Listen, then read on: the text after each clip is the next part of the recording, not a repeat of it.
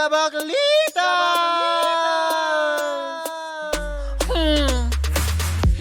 Same pero iba! Kayo patuloy pa rin pong nakatutok at nakikinig sa number 106.7 Energy FM. Pagkawag mong sabihin radyo. Sabihin mo! Diba? Na nakakaloka. Anong ginaganong kama-mover? Kama-mover. Hindi, diba? pinapatras ko yung track. Nag-atras. Barker pa. Uy, grabe na ito, hindi ba? Para sa ating mga panggana na sa kanilang mga kabahayan ngayon, yung mga hindi pumasok dahil syempre na stranded, kinemeruto. Gumawa na naman kayo ng dahilan para hindi pumasok. Mare, ang daming nalulungkot Ang daming ngayon. holiday, di ba, na nakakaloka. Bakit? Kasi Mare, ni-expect nila na makikita nila tayo for today's video. Correct, hindi ba? Kaya nga naman para po sa ating mga panggang riders na yan, pansamantala po namin na kinansela ang ating Riders Day today dahil para sa inyong kapakanan at kaligtasan, hindi ba? Dahil syempre nag-uulan. So antayin nyo po yung anunsyo po namin kung kailan natin i-reschedule ang ating Riders Day. Diba? Para naman maging happy pa rin. Huwag kayong mag-alala, hindi ba? Hindi kayo mawawalan. Diba? At hindi rin kayo makakatanggap ng mga masasakit na salita. Puro pa premyo ang inyong matatanggap. Korekong! Ang tabayanan nyo po yan sa darating na, hindi ko pa alam kung kailan i-reschedule. Pero ang tabayanan nyo yung announcement namin. Malay mo pag sikat ng araw, andyan diba? na tayo. Diba? Tapos sabay kakanta tayong, halika na, tumingin at limutin ang problema. Chorus.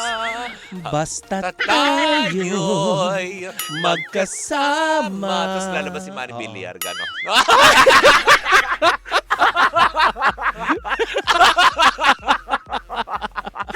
Naku, eto na nga, nakakaloka. Speak of magandang umaga, mukha yatang magkakaroon na ng magandang senyales sa pagitan ng Itbulaga at ng EAT. Bakit, Mare? Anong meron? Dahil para ba daw bang itong si Mayor Isko Moreno ay gusto nang makipagbate sa pamamagitan niya ay gusto na niya makipag-ayos alam mo yun, sa Dabar Cards. Dahil? Na para alam mo yun, matapos na kung ano man yung parinigan, pasaringan, na maging happy na lang ang lahat. Yesterday. Dahil napatunayan niya ni Mayor Isko nung nakaraang Sabado nga ba yun o Lunes, di ba? Hindi ko na maalala kasi nga parang ang dami ng holiday.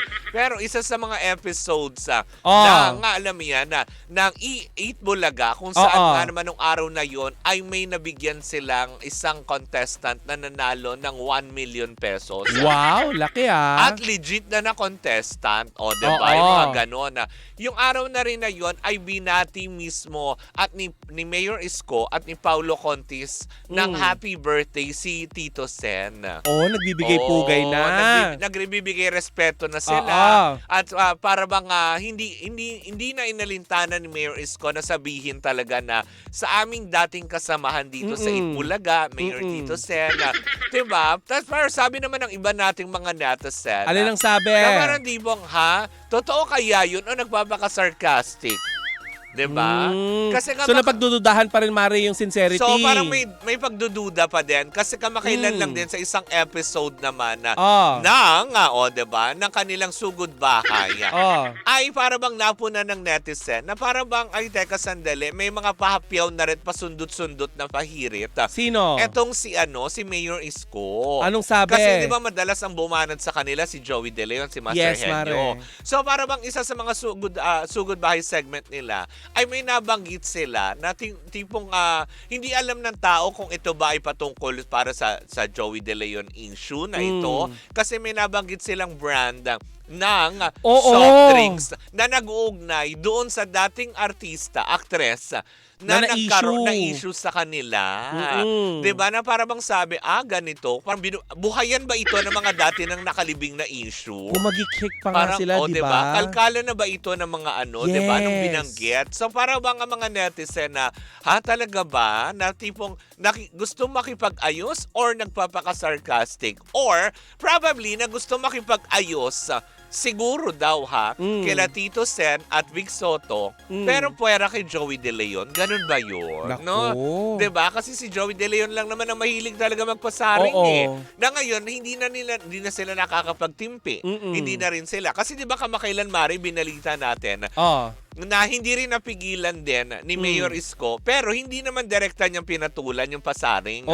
Na sinabi, kumaga parang bumato lang siya ng yung pagiging public servant as mayor ay hindi biro na gawin. Correct. 'Di ba? Na Tama doon naman. pa lang na kinlaro niya yun. Kaya parang bang tipong, may patotoo kaya ito? O baka naman talagang, alam mo yun, for the sake lang na may mga keme-keme ganyan. Parang sa ganun ay mahugasan yung kanilang Oo, 'di ba? Pero ngayon kasi sa mga ganong banat-banat nila, 'di ba? Ikaw, Mare, tingin mo? Well, para naman sa akin, kung totoo man, kasi nung napanood ko naman talaga yun, nung binati nila ni Paulo Contis, feeling ko naman may pagka-sincero.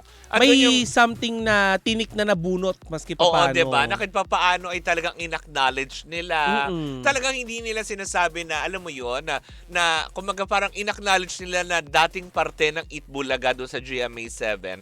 Yung mga binabati nila tulad ni Tito Sen. Na parang doon pa lang ako, sa nakikita ko naman, feeling ko naman siguro gusto na rin nilang tapusin. Kasi nga, kumaga parang, saan ba pupunta yan? Alin ba, Mare, ang hidwaan o yung programa? Diba? Hindi ang ibig ko sabihin, yung tao mismo.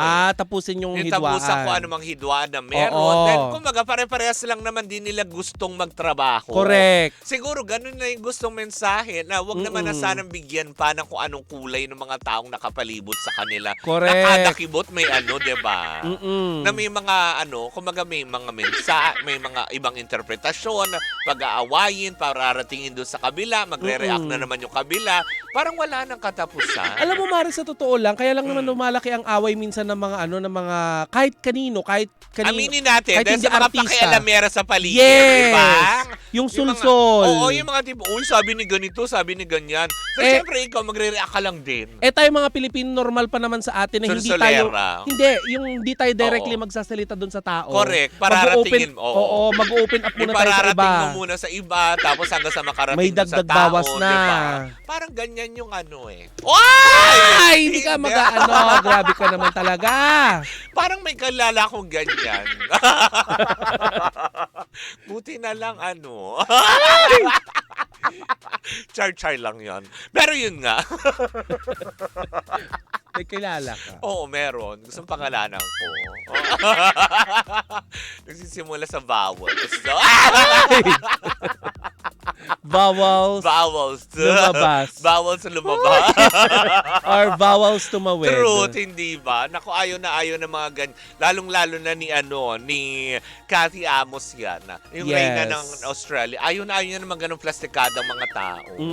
Di ba yung mga solsolero sa paligid, yung mga ganyan level. Naku, ayaw din yung tiyang amin to Kuya Obet niyan. Ayaw nila dahil. Diba? Babatuhin nila ng gaso. Ng 1 kilong bigas mula sa tindahan.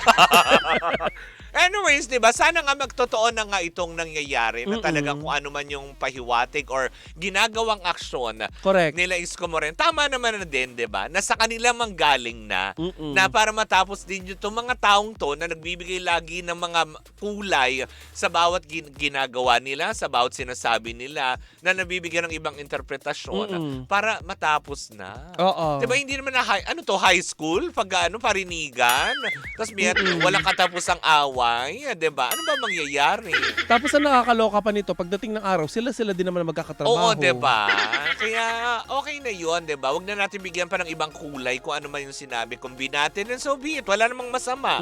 Wala ring masama doon sa ginawa nilang pagbati ng happy birthday kay Tito Sen. Ibig sabihin, may respeto pa din sila doon sa TVJ kung ganon, 'di ba? At saka, Mare, parehas si Mayor Isko Moreno at si Tito Sen na public servant. Oo, 'di ba? Kaya kahit papaano alam naman nila kung papaano din huhupa ang isang kaguluhan. Hindi Balansehin. kaguluhan, kung hindi mga tao lang din man na may gawa niya. Oo. Kaya natin maging masaya na lang tayo. 'Di ba? Pag sabi nga nila, kung ayaw mong panoorin, maglipat ka ng channel. Correct. May power ka to change the channel. Corrected diba? by. Hindi yung tipo kung ano-ano pa sinasabi. Nakakaloka. Anyway, Highway, yan po muna ang ating unang chika for today's video. Sa aming pagbabalik, isang matikmong chikahan na naman ang dala-dala ng dalawang baklang naka-gray. O, Yes, diba? na hindi nag-usap. Oo, diba? Ako po si Kapitana Sisa. At ako naman yung Tita Cora. At kami pa rin ang Baklitas! Woo! Woo! At tuloy-tuloy pa rin po ang ating tugtugan. Siyempre, dito po lamang yan sa number 1 on 6.7 Energy FM. Pangga, huwag mong sabihin radyo. Sabihin mo!